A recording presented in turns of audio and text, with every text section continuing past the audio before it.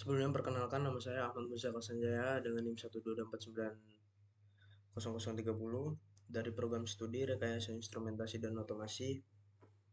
Di video kali ini saya akan mempresentasikan tugas di mana judul saya yaitu optimalisasi pemeliharaan keselamatan kerja melalui SOP dan APD pada operasi mesin berat. Di mana di sini tugas ketiga yang pertama yaitu terdapat daftar isi. Nah, di daftar isi saya ini yang pertama yaitu terdapat latar belakang, yang kedua rumus masalah, yang ketiga tujuan penelitian, yang keempat konsep keselamatan dan kesehatan kerja, yang kelima resiko dalam penggunaan mesin berat, yang enam alat pelindung diri APD, yang tujuh pentingnya penggunaan dan pemeliharaan APD, yang delapan strategi optimasi K3 dan terakhir kesimpulannya. Selanjutnya di sini terdapat latar belakang yang dimana latar belakang ini berisikan penggunaan mesin berat di berbagai sektor seperti industri, konstruksi, dan pertambangan sangat berperan dengan meningkatkan produktivitas kerja. Namun operasional ini alat berperan juga membawa risiko kecelakaannya yang cukup tinggi seperti insiden benturan, terjepit alat, atau paparan bahaya lingkungannya.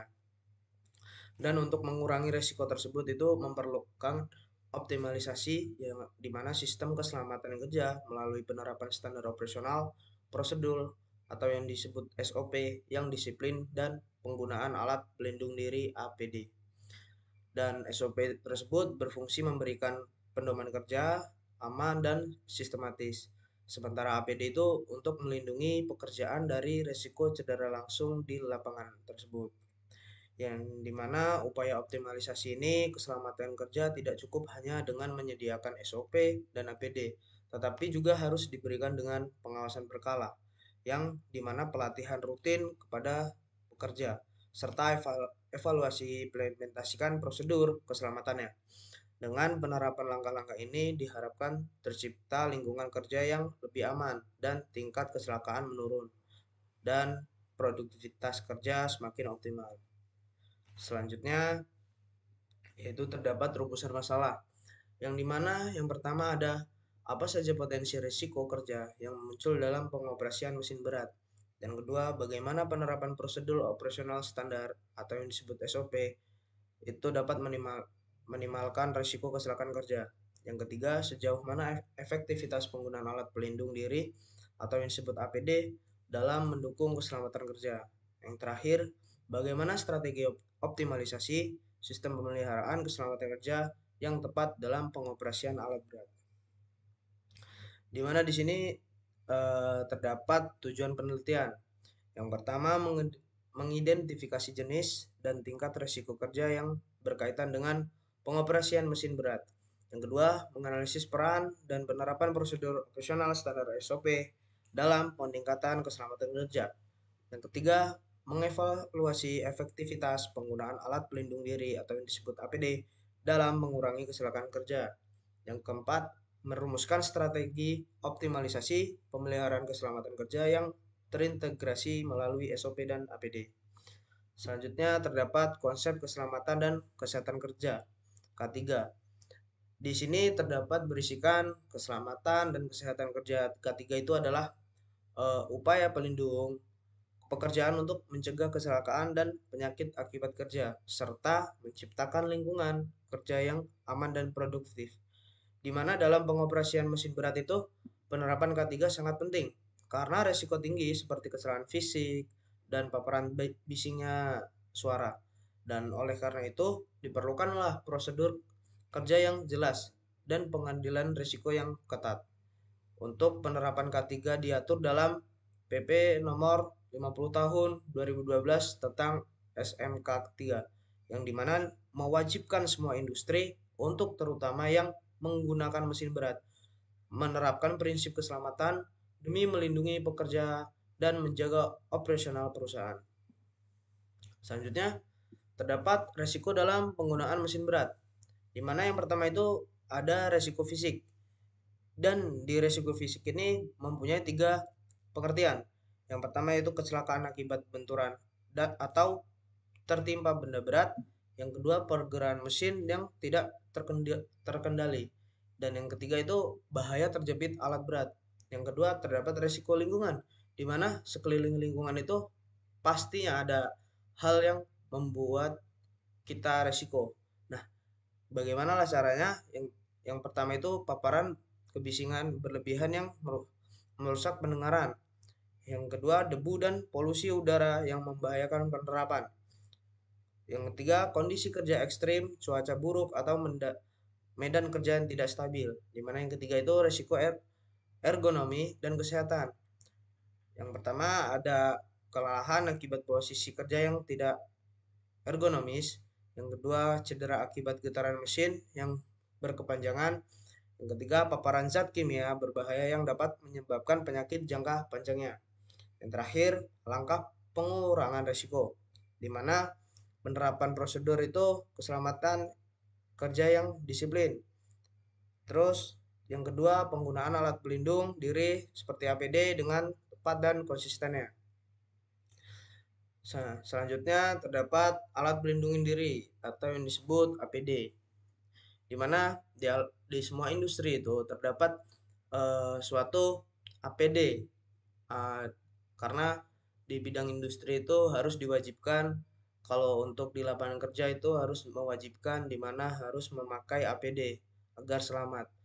Nah, yang pertama itu contohnya ada helm keselamatan kerja untuk melindungi kepala, dan pelindung telinga untuk melindungi suara bisingnya mesin berat.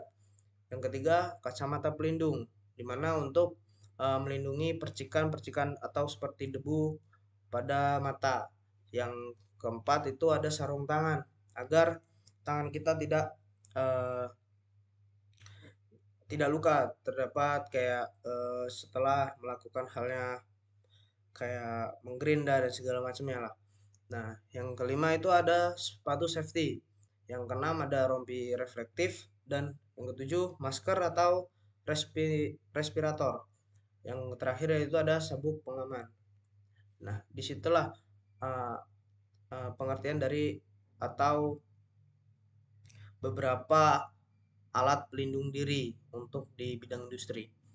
Selanjutnya ada pentingnya penggunaan dan pemeliharaan APD. Yang pertama itu pentingnya penggunaan APD. Dan kenapa penting? Karena sebagai kita mempunyai barang yang untuk kita lakukan setiap hari, kita harus merawatnya. Dan yang pertama itu melindungi pekerjaan dari risiko kecelakaan, cedera, dan paparan bahaya. Yang kedua, meningkatkan keselamatan kerja. Dan ketiga, membantu memenuhi standar kesehatan dan keselamatan kerja. Yang kelima, yang keempat, meningkatkan produktivitas dan mencegah penyakit akibat kerja jangka panjang. Dan yang kedua itu terdapat pemeliharaan APD, di mana ada beberapa contoh.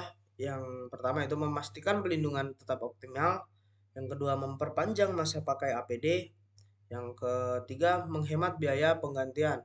Dan yang kelima, keempat, mendorong budaya keselamatan yang lebih kuat di lingkungan kerjanya. Dan selanjutnya terdapat strategi optimalisasi K3, di mana di sini terdapat yang pertama, terapkan standar K3 yang ketat. Kenapa? Karena kebijakan keselamatan yang jelas dan prosedur kerja yang aman. Yang kedua, pelatihan dan edukasi, di mana latihan rutin itu dan edukasi pekerja tentang keselamatan dan penggunaan APD itu harus kita latih dan edukasinya. Dan yang ketiga, penyediaan dan penggunaan APD, di mana berikan APD yang sesuai dan pastikan penggunaan yang benar. Keempat, keamanan lingkungan bekerja itu terdapat identitas bahaya, kontrol kebisingan, dan pastikan ventilasi yang baik.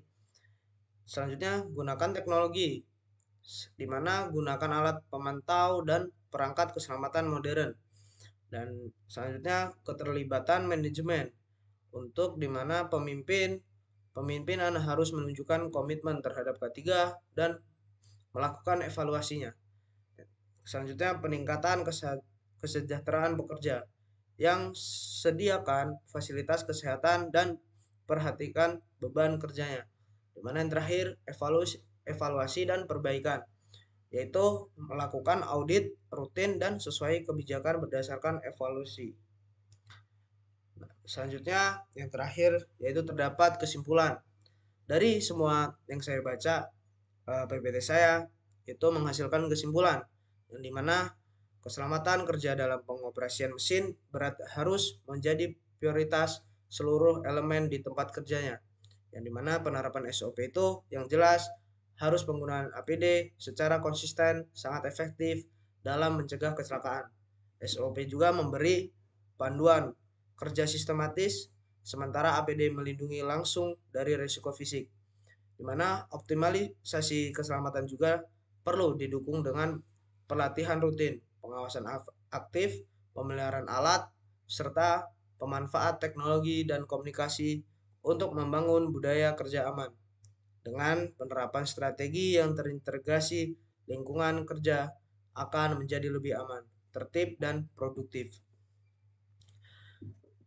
Sekian dari saya. Saya Ahmad Musaka Sanjaya. Bila ada kata yang kurang enak pada presentasi kali ini, Bu, saya mohon maaf.